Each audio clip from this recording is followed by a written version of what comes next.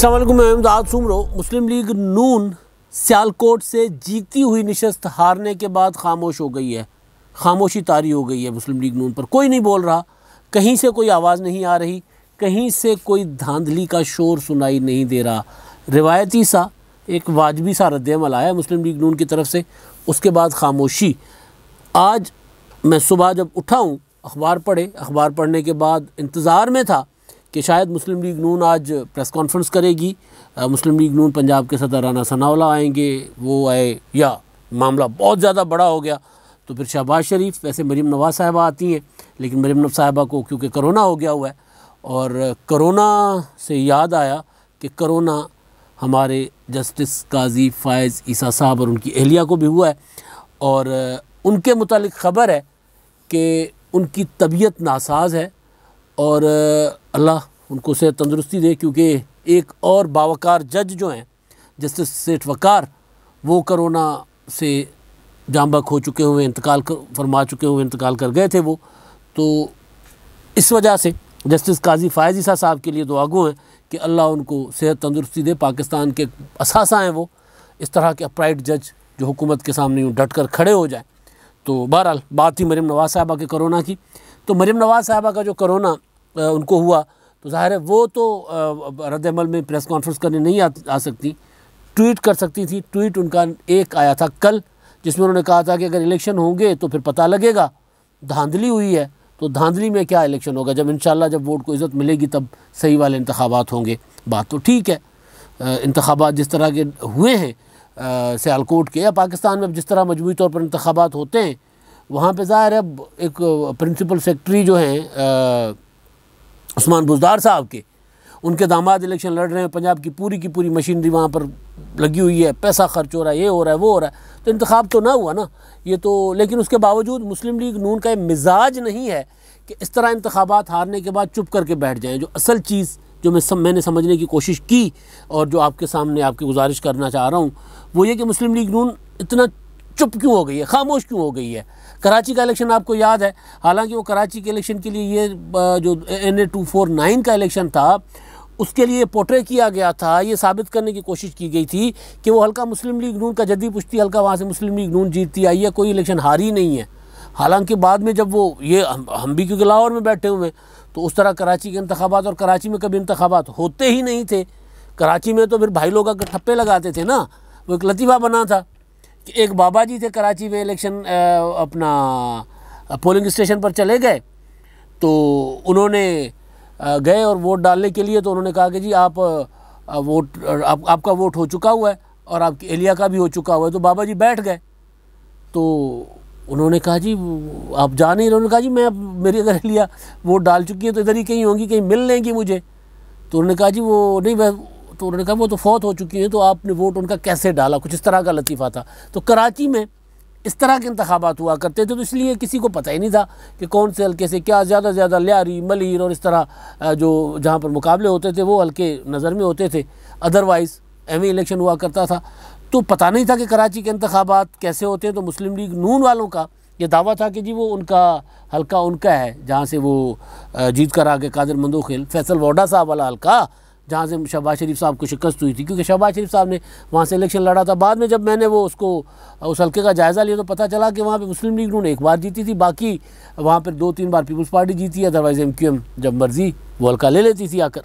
तो ये जो है उस हल्के के ऊपर जो मुस्लिम लीग नून ने जिस तरह एक पूरा हाइप क्रिएट की थी कि धांधली हुई है, ये हुआ है, रिकाउंटिंग के लिए चले गए, फिर फ़ौज तक को कह दिया कि जनाब वो रिकाउंटिंग में तक वो जो है पोलिंग बैग्स हैं उनकी वो करेगी, हिफाजत फ़ौज करे, वो मुतालबा किया गया था।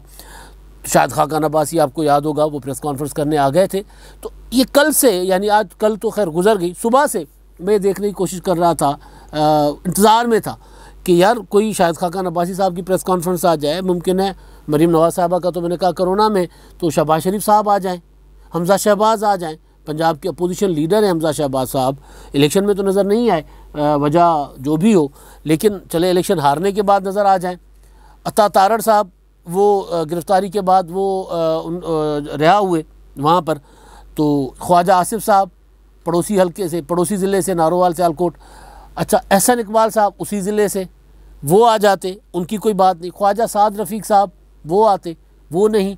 यानी मुस्लिम लीग नून खामोशी, हर तरफ से खामोशी। अब ये सवाल तो था कि यार मुस्लिम लीग नून खामोशी, क्या इलेक्शन कबूल कर लिया गया है, नताइज कबूल कर लिए गए हैं? ये सवाल मैंने कोशिश की कि मुस्लिम लीग नून के दोस्तों से पूछूं। फिर मेरा रब्ता हुआ अता तारड़ साहब से। अता तारड़ साहब से जब मैंने सवाल पूछा तो उन्होंने कहा कि जी हम अभी सबूत इकट्ठे कर रहे हैं और हमारे पास कुछ सबूत आए हैं, कुछ सबूत इकट्ठे कर रहे हैं, उसके बाद हम इस पर रद्द-ए-अमल देंगे। ये अता तारड़ साहब का ख्याल था।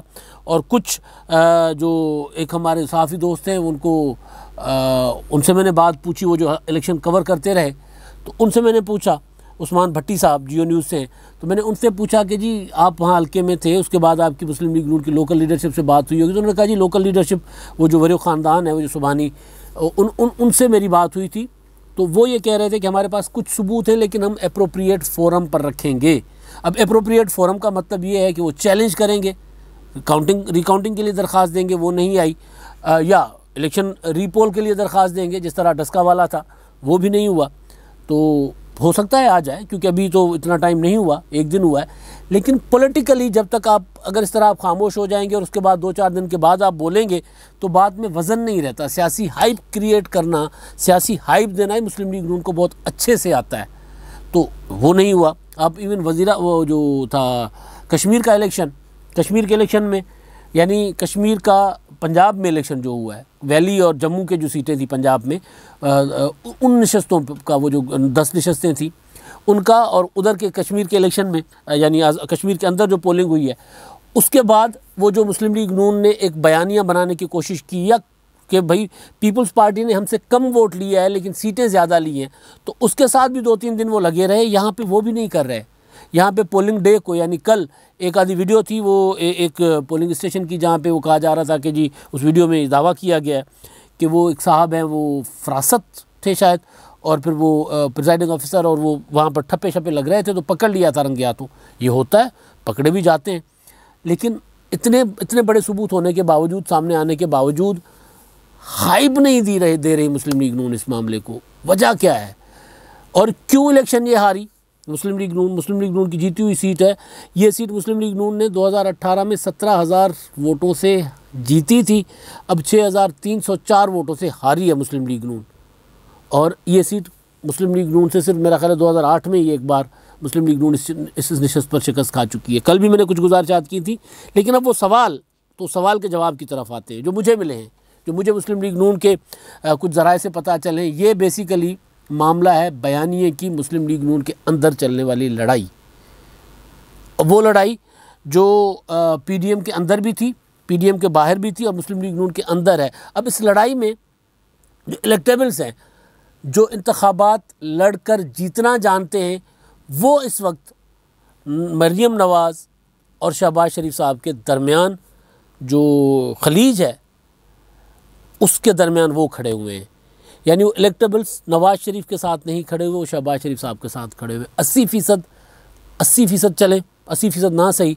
आप देखेंगे कि आपको मैंने नाम गिनवाए हैं जितने भी, वो सारे के सारे वो शहबाज शरीफ साहब के साथ, शहबाज शरीफ साहब के बयानी के साथ है। उसके पीछे एक सादा सी चीज़ है, वो ये है कि अगर हम इस बयानी के साथ चलते रहे, मुस्लिम लीग नून का क्योंकि डीएनए नहीं है लड़ाई वाला, तो वो खुद भी कहते होते हैं, हमसे जब मिलते हैं वो कहते हैं हमारा डीएनए वाली हमारी लड़ाई नहीं है। देखे ना, एक ही सरदार वो थे मियाँ जावेद लतीफ़ साहब, वो एक बंदा इस सारी उस दौरान बयानिए के ऊपर, बाकी करप्शन का और ये वो अलग मामला है।